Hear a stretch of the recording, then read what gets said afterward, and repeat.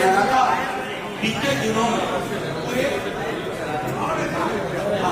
पूरे बिहार में एक बयान सी चल पड़ी है, चाहे माल वाहन मान योजना है 2500 रुपये प्रति माह या 200 यूनिट फ्री बिजली हो या सामाजिक सुरक्षा पेंशन पर 4 गुना बढ़ने की बात हो और कई और तरह की चीजें चर्चा का विषय आज है। मैं आप सब देख रहे होंगे हमारे समक्ष एक महत्वपूर्ण बिहार की राजनीतिक सियासत के समाजवादी चेहरे आदरणीय मंगीलाल मंडल जी, मैं आग्रह करूंगा नेता प्रतिपक्ष हमारे तेजस्वी जी से कि मंगीलाल चौधरी जी को पार्टी में विधिवत शामिल करके पार्टी को एक व्यापक आधार देने की हम कोशिश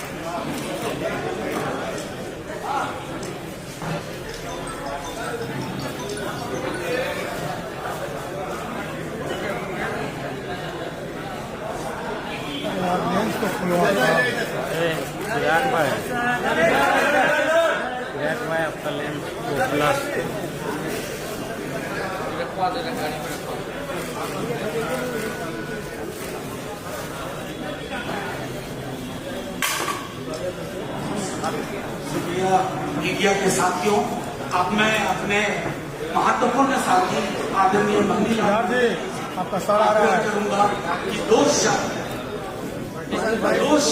आपके समक्ष वो रखे।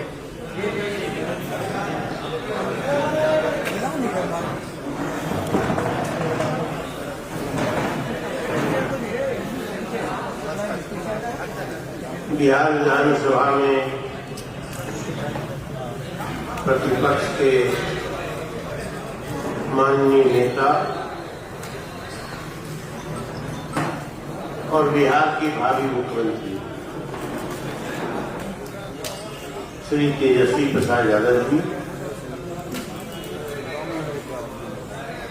राज्यसभा के माननीय सदस्य श्री मनोज झा जी,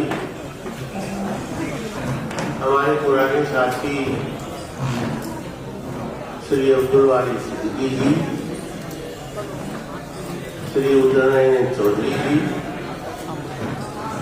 श्री विजय कृष्ण जी,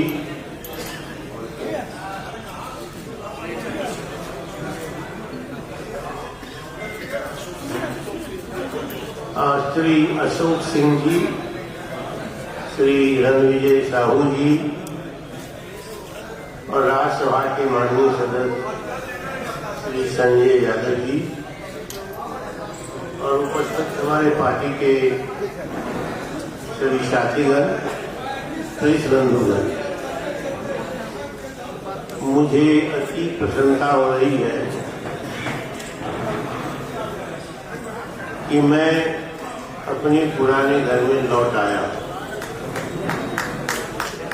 राजनीतिक संस्कार के दृष्टिकोण से, सामाजिक न्याय के संस्कार के दृष्टिकोण से, कर्पूरी ठाकुर जी के शिष्य रहने के दृष्टिकोण से, इस दल के संस्थापक आदरणीय श्री लालू प्रसाद यादव जी हमारे नेता भी रहे हैं और समाजवादी योजन सभा से हम लोग एक साथ सहकर्मी और सहयोगी भी रहे, जिनमें यहाँ बैठे श्री विजय कृष्ण जी भी हैं। श्री लालू प्रसाद यादव जी के गोद में जननायक कर्पूरी ठाकुर का देहांत हुआ था और इसीलिए लालू प्रसाद यादव जी ने अपने कार्यकाल में सामाजिक न्याय को धरातल पर ही नहीं उतारा, बल्कि बहुत ही उसमें शक्ति प्रदान की। और जिनके बाप दादे के मुंह में गोली नहीं थी, उनकी बेटी पोतों को उन्होंने बेलखुली दी, जुबान दी और ताकत दी। उस संस्कार की एकमात्र पार्टी बिहार की धरती पर और देश में सिर्फ राष्ट्रीय जनता दल है।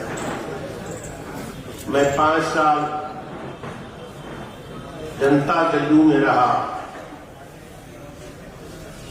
मुझको उपाध्यक्ष बनाया गया, महासचिव बनाया गया, काम नहीं लिया गया और काम करने के बाद वो अजनबी बनाया गया। ऐसा नहीं लगता था कि कोई मैं सामाजिक न्याय की सरोकार वाली पार्टी की सरकार की पार्टी में 5 साल से हूं। लोकतंत्र के नाम पर डॉक्टर लोहिया कहते थे कि इस दल में पार्टी के अंदर आंतरिक जमहूरियत नहीं रहेगी, वो दल लोकतंत्र का वाहक नहीं हो सकता है। डॉक्टर लोहिया का यह भी दर्शन रहा है कि समाज को यदि बदलना है, सामाजिक न्याय को मजबूत करना है, आरक्षण को और विशेष अवसर सिद्धांत को मजबूती से लागू करना है, तो नेतृत्व वर्ग में क्षमता पैदा करनी होगी और उसमें नेतृत्व को विकसित करना होगा। इसलिए उनके 3 शब्द बड़े महत्वपूर्ण हैं: प्रखरता, मुखरता, माने प्रखर होना, मुखर होना और प्रबुद्ध होना। तो जो पिछड़े हैं, अति पिछड़े हैं, सामाजिक दृष्टिकोण से कमजोर वर्ग हैं, गरीब हैं, उन्होंने कहा इसी 3 सिद्धांत के आधार पर नेतृत्व पैदा करो। आज जो सरकार जिस पार्टी के जनता दल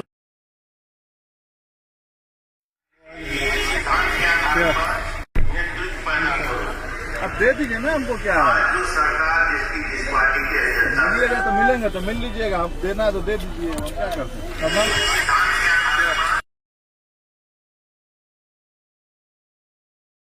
दलियों जिसमें मैं दमभुत करके 5 वर्षों तक रहा, उसमें जो प्रखर कार्य करता है, मुखर कार्य करता है, प्रबुद्ध कार्य करता है, और खास करके विशेष करके अति पिछड़ा में उन्हें दरकिनार किया जा रहा है, हर स्तर पर मारा जा रहा है। और लस्सा, जिसको डॉक्टर लोहिया कहता था, लस्सा पैदा होगा, लस्सा कितना कमजोर लोगों को साटा जाएगा, आज यही काम किया है। इसीलिए जो अति पिछड़ा के लोग हैं खास करके और दलित के लोग हैं, उसमें आज नेतृत्व वर्ग जो पैदा होगा उसकी संभावना खत्म हो गई है, खत्म कर दी गई। 3.5 आदमी की ये पार्टी रह गई है और जिसके लिए पार्टी दावा करती है उसके साथ छल किया जा रहा है, उसके साथ धोखा किया जा रहा है। यही चरित्र है पार्टी का। बिहार में जातीय जनगणना कराई गई। मैं आज भी, अब पहले भी श्री तेजस्वी प्रसाद यादव के प्रति इस मामले में बहुत कृतज्ञ रहा हूं और धन्यवाद देता हूं कि उनके ताकत से, वर्ग के प्रयास से जातीय जनगणना कराई गई और जातीय जनगणना के बाद 65% आरक्षण की घोषणा की गई। ये आरक्षण कहां है? सुप्रीम कौन सी ये रील जा रहा है तो जा रहा है। सुप्रीम कोर्ट ने अगर खत्म कर दिया, हाई कोर्ट ने, तो उसके लिए कहा जाता है नीचे ऊपर सरकार एक ही है। 2 चक्के की सरकार है, तो संविधान के 9वीं अनुसूची में डालने के लिए क्या प्रयास हुआ? 50% से आरक्षण कई प्रदेशों में, तमिलनाडु सहित जगह है। और बिहार में जब जातीय जनगणना कराई गई तो अकेले से लिया गया 65% जो आरक्षण दिया गया, तो जगह अकेले से लिया गया।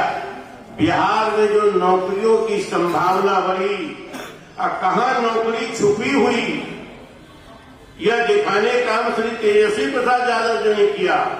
और जब जनता में खास करके नौजवानों में ये बात घर कर गई कि तेजस्वी प्रसाद यादव जी उप मुख्यमंत्री नहीं होते, सरकार में नहीं आते, तो नौकरी नहीं मिलती।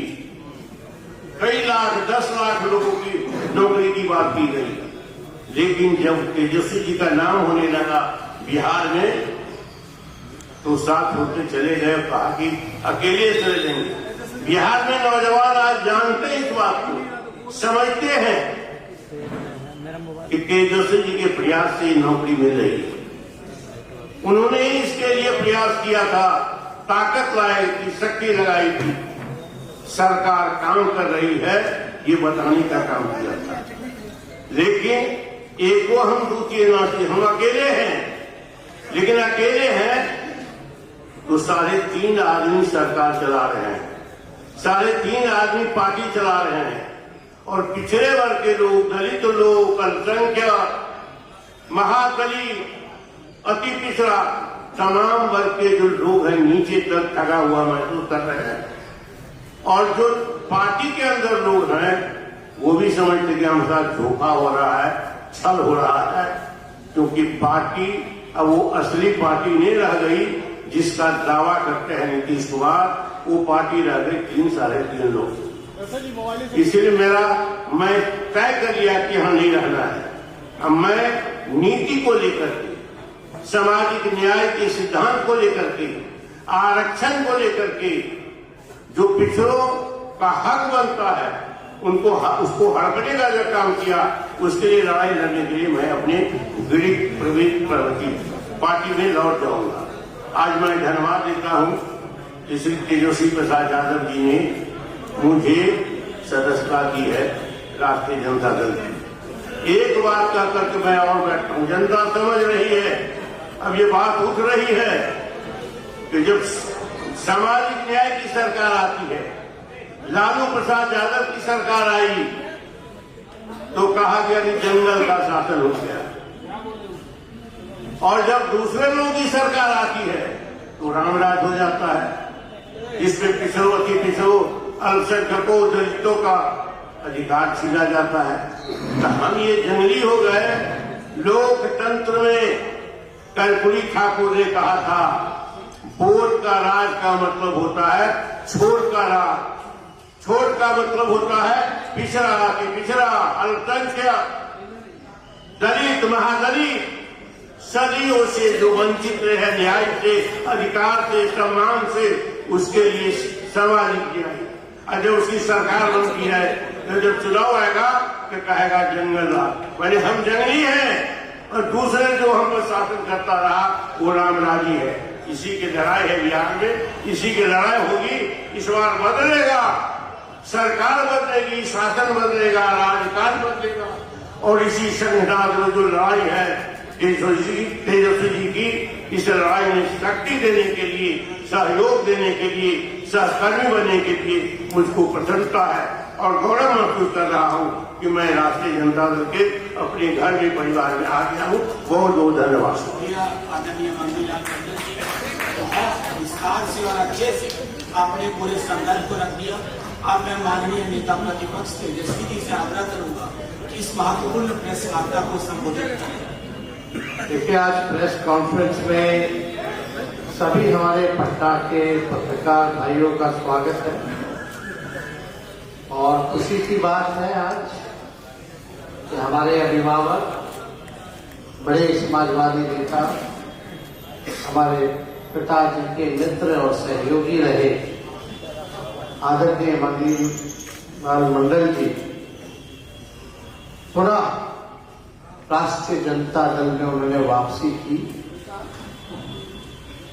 और उनके पार्टी में वापस आने पर मुझे पूर्ण भरोसा है कि सभी सामाजिक न्याय के विचारधारा वाले जो आवाम है, जो जनता है, इस निर्णय का स्वागत करेगी और एक समाजवादी विचारधारा को मजबूती मिलेगी। हमारा दल मजबूत होगा, हमारी विचारधारा और मजबूत होगी।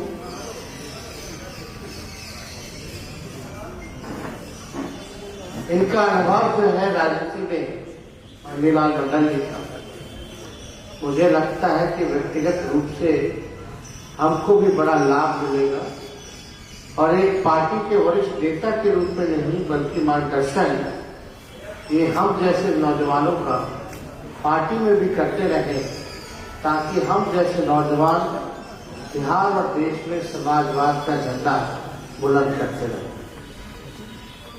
इनका योगदान रहा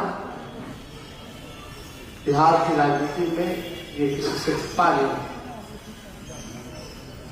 और एक खुशी है कि ऐसे हमारे अनुभवी समाजवादी नेता